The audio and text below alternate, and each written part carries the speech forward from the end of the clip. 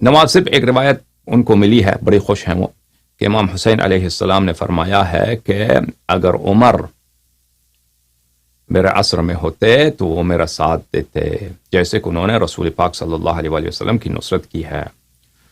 تو وہ روایت یہ ہے میرے عزیزوں، ملاحظہ فرمائیے،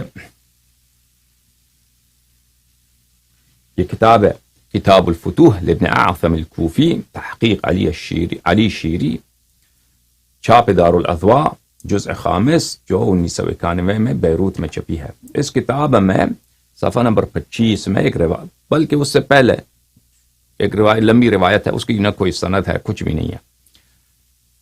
امام حسین علیہ السلام جب مکہ میں تھے تو اس زمانے میں ان سے بہت سارے لوگ ملے، عبداللہ ابن زبیر ان سے ملتے تھے، عبداللہ ابن عباس ان سے ملے، محمد حنفیہ سے ان کی ملاقات ہے، اور اسی طرح عبداللہ ابن عمر۔ اب عبداللہ ابن عمر آپ جانتے ہیں کہ ایک یزیدی شخص تھا، واقع حرہ میں اس نے بنی امیہ کا ساتھ دیا اہل مدینہ کے خلاف، اور فتوے دیتا جاتا تھا کہ یزید کی طاعت جو نہیں کرے گا، جو یزید سے بیعت نہیں کرے گا، وہ جہنم جائے گا۔ اس کی کہانی میں نے سنا ہے، صحیح مسلم میں اس کی روایت موجود ہے۔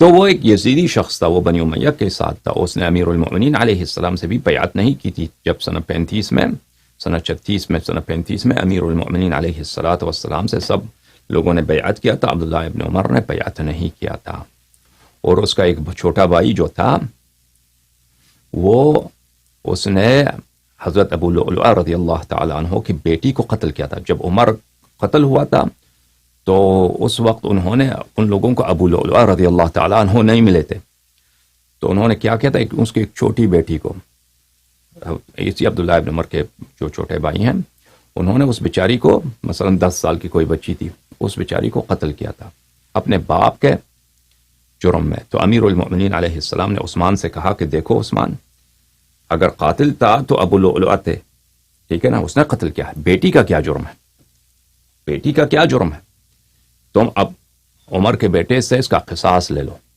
تو عثمان کے متائن میں ایک متعین یہی ہے کہ اس نے اعتراف بھی کیا کہ یہ قتل ناجائز ہے، لیکن کہا کہ اب عمر قتل ہو چکا ہے، اب میں اس کے بیٹے کا بھی قتل کر دوں، قصاص کر دوں۔ تو اسلام کا حکم یہی تھا کہ اس کی عمر کا بیٹا قصاص ہو جاتا، لیکن اس نے قصاص نہیں کیا، اور یہ ایک دلیل ہے کہ ابو لؤلؤہ مسلمان تھا، ابو لؤلؤہ مومن تھے، مسلمان تھا، کیونکہ اگر وہ اس کی بیٹی کافر ہو، اگر وہ خود کافر تھا تو اس کی بیٹی بھی کافر ہوتی، کیونکہ صغیر اپنے والد کے دین پہ ہوتا ہے، اور کبھی قصاص کا مطالبہ نہیں ہوتا، ایک مسلمان کو ایک کافر کے قتل میں آپ قصاص نہیں کر سکتے۔ اور پھر امیر المؤمنین علیہ السلام نے وعدہ دیا تھا کہ جب بھی میرے ہاتھ لگے عمر کا یہ بیٹا تو میں اس سے قصاص لوں گا، تو اسی وجہ سے وہ بھاگ گیا تھا۔ جب امیر المؤمنین علیہ السلام سے لوگوں نے بیعت کی تھی تو یہ لوگ بھاگ گئے تھے، شام گئے تھے، معاویہ سے ملے تھے، کیونکہ ان پہ خون تھا، اور امیر المؤمنین علیہ السلام نے وعدہ کیا تھا کہ میں اس سے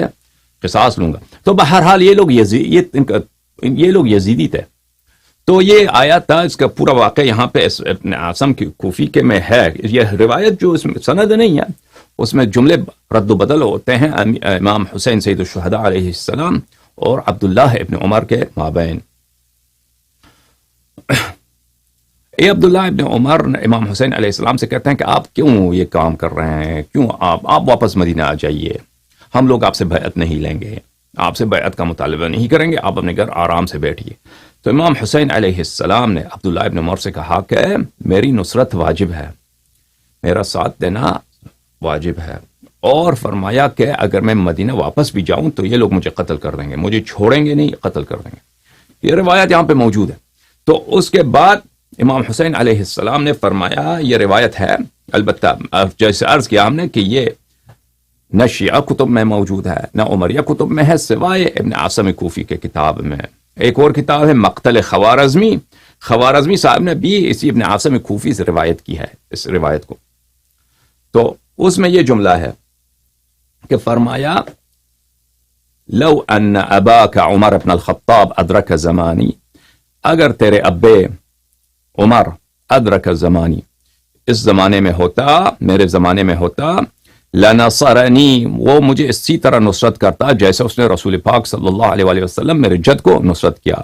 وَأَقَامَ مِن دُونِ قِيَامَهُ بَيْنَ يَدَيْ جَدِّي، اور اقام من دونی قیامہ بین یدی جدی، اور میری جگہ وہ رسول پاک صلی اللہ علیہ وآلہ وسلم کے سامنے کھڑے ہوتے. میری جگہ، میں نسج الفاظ ترجمہ کر رہا ہوں، اس الفاظ کے معنی صحیح نہیں بنتے، ٹھیک ہے نا. وہ اقام، وہ مقیم ہوتے، مقیم ہو جاتے، اقامہ مقیم ہو جاتے، مقیم ہو جاتے میری جگہ، جیسے وہ رسول پاک صلی اللہ علیہ وآلہ وسلم کے سامنے ان کے آگے انہوں نے وہ کھڑے ہو گئے تھے.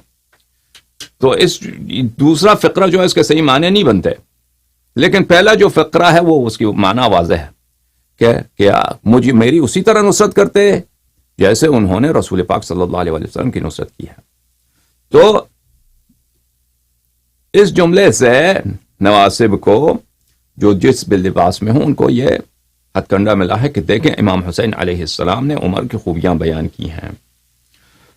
تو پہلی بات تو یہ ہے کہ اگر یہ جملہ صحیح ہوتا عزیزو، اگر واقعاً یہ جملہ امام حسین علیہ السلام نے کہا ہوتا تو جماعت عمریہ کے نزدیک یہ بہت، ان کے نزدیک بہت اچھا یہ دستاویز تھا کہ وہ ان کے لیے یہ موٹیویشن بھی تھا، ریزن بھی ہے، دلیل بھی ہے کہ اپنی مذہب کی تائید اہل بیت علیہ السلام کی زبانی کرا دیں. وہ اپنے کتب میں اس کو نقل کرتے مختلف کتب میں، لیکن ان کے کتب میں کہیں نہیں ہے، نہ شیعہ کتب میں نہ عمریہ کتب میں، صرف ابن عاصم کوفی کے کتاب میں وہ بلا سند موجود ہے. اس کے علاوہ مقتل الحسین، یہ مقتل امام حسین علیہ السلام کے اختب خوارزم کی لکھی ہوئی کتاب ہے، یہ قم میں چھپی کتاب ہے. یہاں پر صفحہ نمبر 278 میں بلکہ 277 میں قال الامام احمد ابن اعثم الکوفی، ابن اعثم کوفی کے کتاب الفتوح سے نقل کرتے ہیں. آخر یہ روایت کافی لمبی ہے، اس کے آخر میں فوالذی بعث جدی محمدا بشیرا ونذیرا لو ان اباک عمر بن الخطاب ادرک زمانی لنصرنی کما نصر جدی صلی اللہ علیہ وآلہ وسلم. ٹھیک ہے، وہی جملہ یہاں پر بھی. تو ان دو کتابوں میں ہے، دوسری کتاب بھی وہ ابن عاصم سے نقل کرتے ہیں، تو اس کا مصدر ایک ہی ابن عاصم نہ. پہلی بات تو یہ ہے کہ لفظہ یہ کوئی کسی معتبر کتاب میں اس کا وجود نہیں ہے اور اس کی سند نہیں ہے، اور ہمیں اس کا جواب دینے کی کوئی ضرورت نہیں ہے. ٹھیک ہے نا.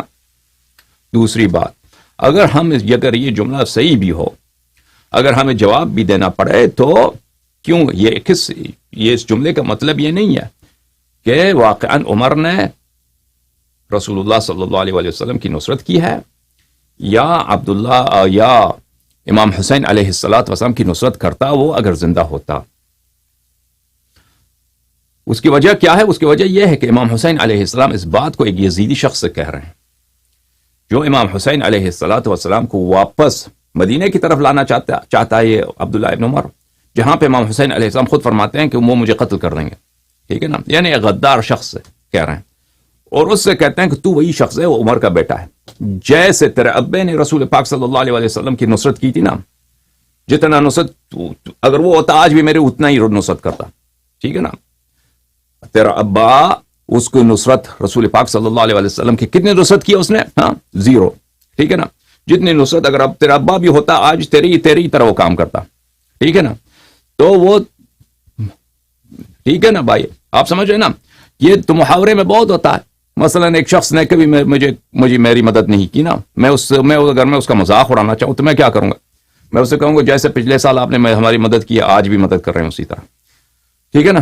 کبھی کسی دوست نے ہمارا ساتھ مثلا نہیں دیا ہے، میں ان سے اگر گلایا کروں تو کیسے کہوں گا؟ محترمانہ انداز میں، کنایتاً تعریضاً کیسے کہوں گا؟ یہی کہوں گا نا کہ جیسے آپ ہمیشہ ہماری مدد کرتے رہے، اس سال بھی آپ ہماری مدد کرتے ہیں، تو یعنی آپ نے مدد کی نہیں ہے نا.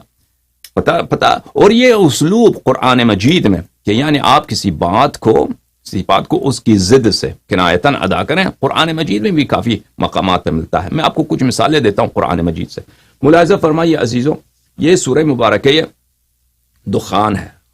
ذق انک انت العزیز الکریم. فرمایا کہ ملاحظہ فرمائی جہنم میں جو کافر ہیں، گناہگار ہیں، ان کی جو عذاب ہے. ان شجرۃ الزقوم طعام الاثیم. زقوم کا جو درخت ہے وہ گناہگار کا فوڈ ہے، گناہگار کا کھانا ہے جہنم میں. کالمہل یغلی فی البطون. وہ کاپر جو اردو میں کیا بولتے ہیں میں بھول گیا, کاپر جو میلٹ ہو جاتا ہے, ذوب ہو جاتا ہے, وہ